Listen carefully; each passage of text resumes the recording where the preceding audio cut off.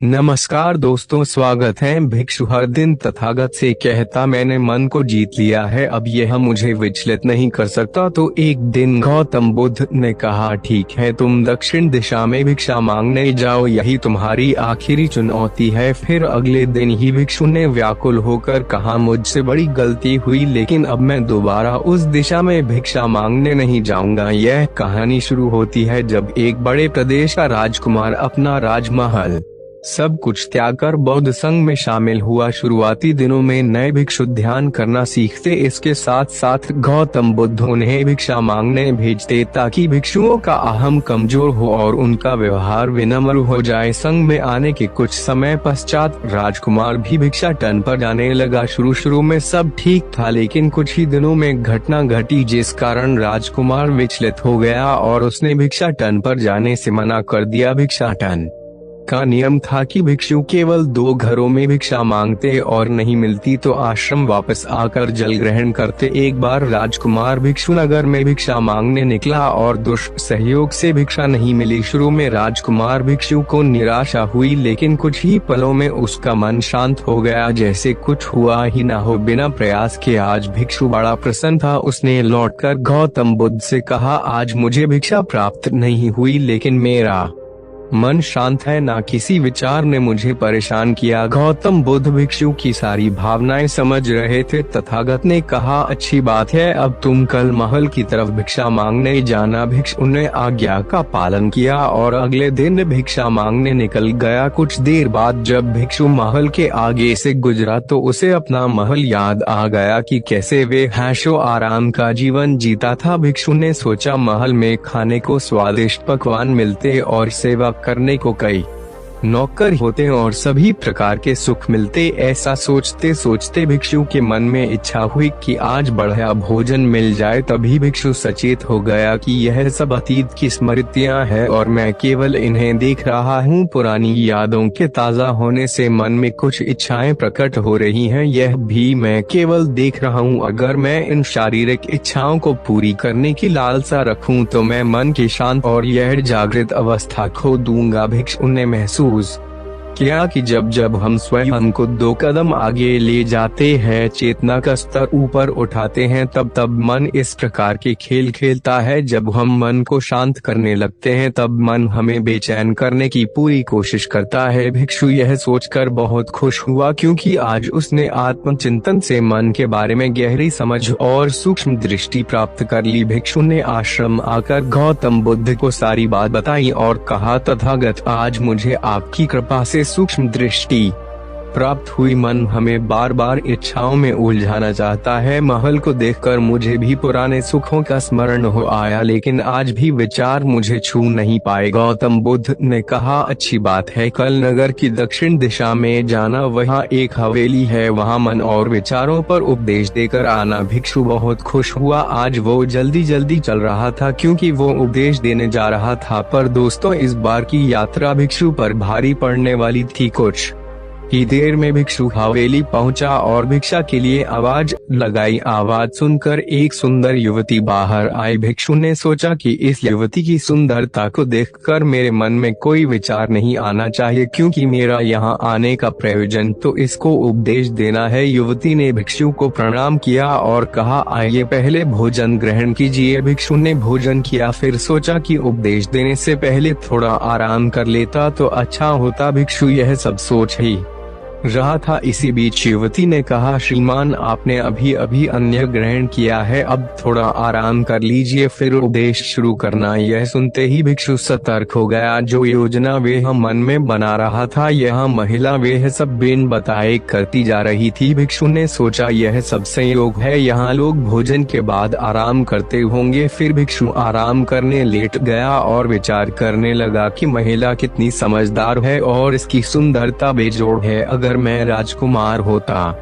तो ऐसी ही स्त्री के साथ विवाह करता। भिक्षु के मन में ऐसे ही कुछ विचार चल रहे थे। इतने में युवती फिर से आई और बोली, अगर आप राजकुमार होते तो मुझे उपदेश कैसे रहते। भिक्षु जी, आप तो मुझे उपदेश देने आए थे ना। युवती का इतना कहते ही भिक्षु को स्पष्ट हो गया कि युवती तो मन पढ़ सकती है। भिक्षु घबरा गया और हाथ जोड़कर पूछा, क्या आप मेरा मन पढ़ सकती हैं। युवती ने कहा, क्षमा कीजिए, ध्यान करते करते मेरा मन शांत हो गया है, इसलिए बड़ी आसानी से मुझे दूसरों के विचार अपने आप महसूस हो जाते हैं, उनकी भावनाएं समझ आ जाती हैं। जब भिक्षु ने सुना तो उसके पैरों तले जमीन सरक गई। फिर बिना कुछ बोले भिक्षु तत्काल आश्रम की ओर चल पड़ा। रास्ते में चलते हुए भिक्षु का दिमाग फटा जा रहा था, उसकी बेचैनी बढ़ गई थी। भिक्षु खुद को कोसने लगा कि मेरे मन में युवती के लिए ऐसे विचार क्यों आ रहे थे। उसने मेरे बारे में क्या सोचा होगा। अगर यह बात लोगों को पता चलेगी तो लोग भिक्षुओं और संघ के बारे में क्या सोचेंगे। आज भिक्षु बहुत लज्जत महसूस कर रहा था और वह थोड़ी ही देर में आश्रम पहुंच गया। जब भिक्षु गौतम बुद्ध के सामने पहुंचा तो तथागत ने देखा कि उसके चेहरे की रौनक जा चुकी है, दोनों कंधे झुके हुए थे। भिक्षु ने बुधवार से कहा, अब मैं कभी भिक्षा के लिए नहीं जाऊंगा। तथागत ने कहा, पहले आराम से बैठो, फिर मुझे बताओ कि तुम्हारी चाल में इतनी थकान क्यों है। आज तुम्हारे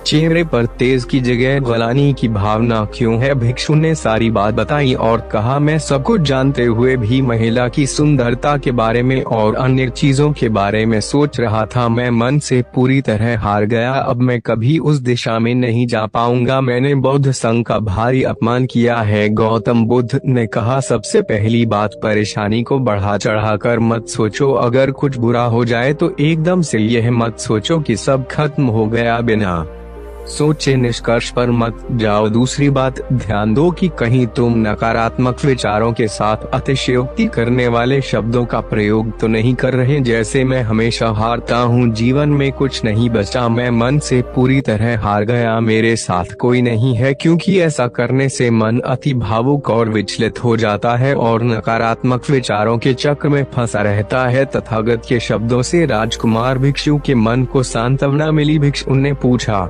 अगर मैंने अपने मन को जीत लिया था तो फिर मन ने मुझे परेशान क्यों किया। गौतम बुद्ध ने कहा, सबसे पहले यह समझो कि विचार पैदा कैसे होते हैं। पहले बाहर कुछ हुआ, फिर उस घटना के प्रति अंतर्मन ने प्रतिक्रिया की, इस कारण शरीर में भावना या सनसनी पैदा हुई, फिर इस सेंसेशन या फीलिंग के प्रति तुम्हारे सचेत मन ने यानी कॉन्शियस माइंड ने प्रतिक्रिया की। इस आखिरी स्टेप को हम विचार कहते हैं। गौतम बुद्ध कहते हैं कि हम खुद विचारों को यह शक्ति प्रदान करते हैं। जब आप जजमेंट और सही गलत के टैग लगाकर विचारों को देखते हो तो उनके प्रति रिएक्ट करने लगते हो, एक विचार के साथ अन्य विचार भी सोचने लगते हो। जब तक आप खुद को जज करोगे तब तक मन आपको नीचा दिखाकर हावी होता रहेगा। भिक्षु ने पूछा, फिर मन शांत कैसे होगा। गौतम बुद्ध ने कहा, अगर विचार है तो शरीर में भावना भी महसूस हो रही है, क्योंकि हर विचार भावना के साथ प्रकट होता है। अगर आप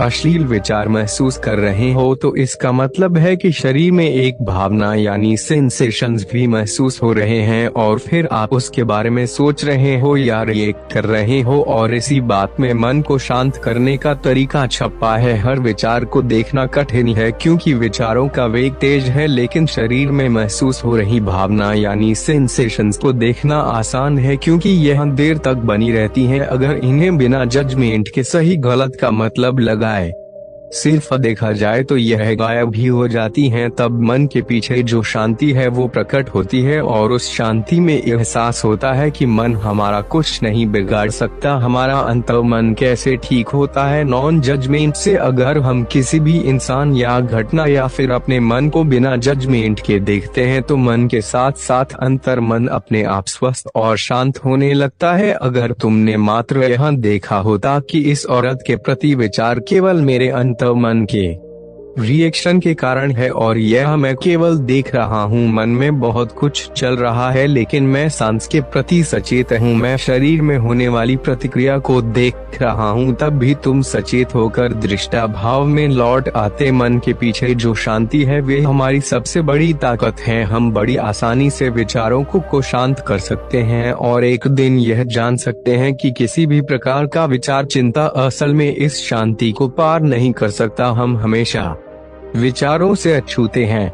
गौतम बुद्ध कहते हैं तुम याद रखो विचार तुमसे हैं, तुम विचारों से नहीं। तुम हमेशा ही अपने विचारों से शक्तिशाली हो, अपने डरों और चिंताओं से शक्तिशाली हो। अब तुम अगले 7 दिन युवती के घर भिक्षा मांगने जाओगे और ध्यान रखना अपने विचारों को जज मत करना। अच्छे बुरे विचार केवल तुम्हारा द्वार खटखटाते हैं। तुम केवल इतना याद रखना कि तुम वे शांति हो जिसमें सब प्रकट हो रहा है। अगले दिन भिक्षु पूरे मार्ग जागृत होकर चला। महिला के घर जाने से पहले थोड़ी घबराहट हुई लेकिन भिक्षु दृष्टा भाव में बना रहा। विचारों को, शरीर में उठ रही भावनाओं को, डरों को, गिल्ट को, सबको बस देखता रहा। जब वापस लौटा तो वह पूरी तरह शांत था। आज उसमें मैंने मन को जीत लिया है। यह अहंकार भी नहीं था। आज उसने सही